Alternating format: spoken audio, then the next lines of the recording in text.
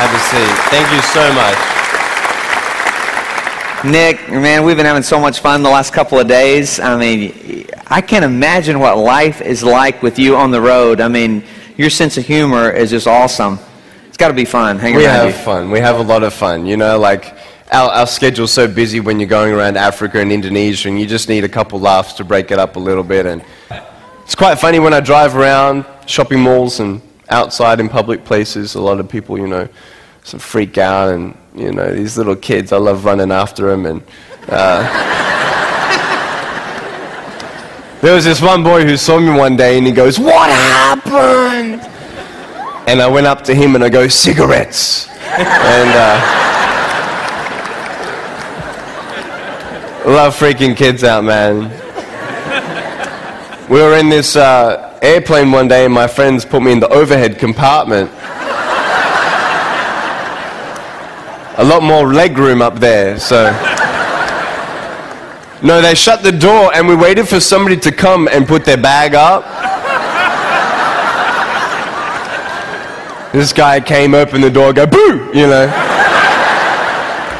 I said, "The restrooms are over there." The funniest story, though, is I was in a car one day, and when you see me from the outside of the car, you have no idea that I have no arms and no legs. You just see my head. And we're at the traffic lights one day, and this car comes up next to us, and this girl's looking at me. And I'm like, "Cool, let's have some fun here." So I look at her, and I grab the seatbelt in my mouth, and I loosen it. And then in the car seat, I just did this.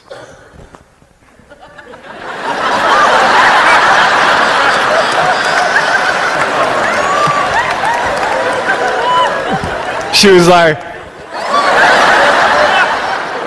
I've never seen anybody so desperate for a green light in my life. It was, you know, that's a couple funny stories for you. That's awesome. Yeah. We have a lot of fun.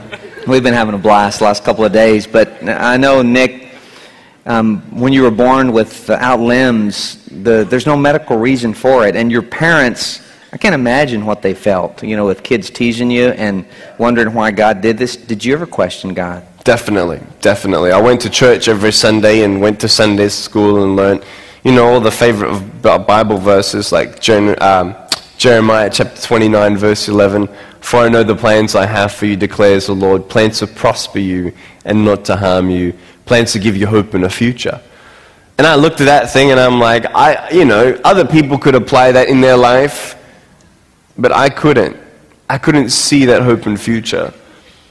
I got so angry at God. I said, "God, why'd you make me like this? Why?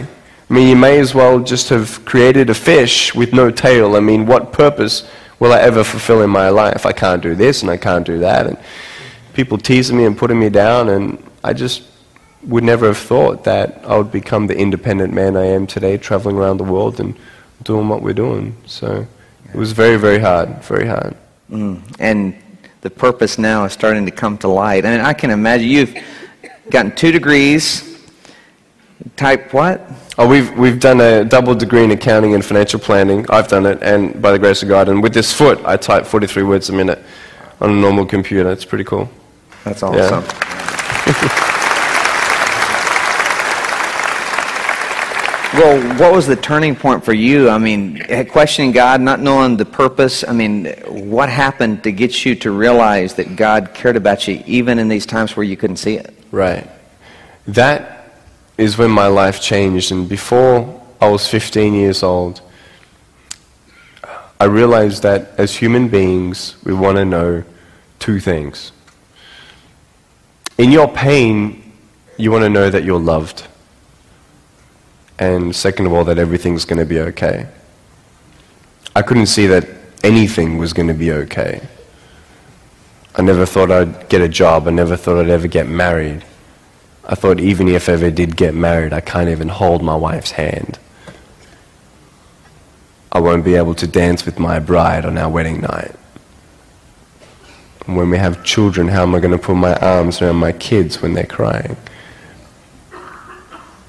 And no one had any answers for me, and I wanted to believe that everything's going to be okay. And people used to come up to me and say, "Hey Nick, everything is going to be okay." I used to go to him, everything is going to be okay. I want to go up there and headbutt him, you know what I mean? Like, what do you know? You don't know how my pain is. You don't know what's around the corner. How can you tell me that everything's going to be okay? But it was when I read John chapter 9 when I was 15 years old and was convinced that God knows. God knows what He is doing. You see, no one could tell me why I was born this way.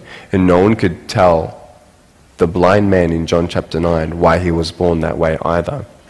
But Jesus said it was done so that the works of God may be revealed through him.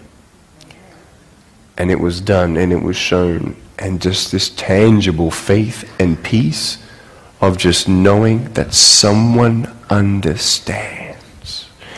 That God, who is bigger than my circumstance, is letting this happen for a reason. And I came to a point of saying, Lord, I don't understand this purpose, but I trust that you know what you're doing. And that is when that peace of God gives you that strength to get through from day to day.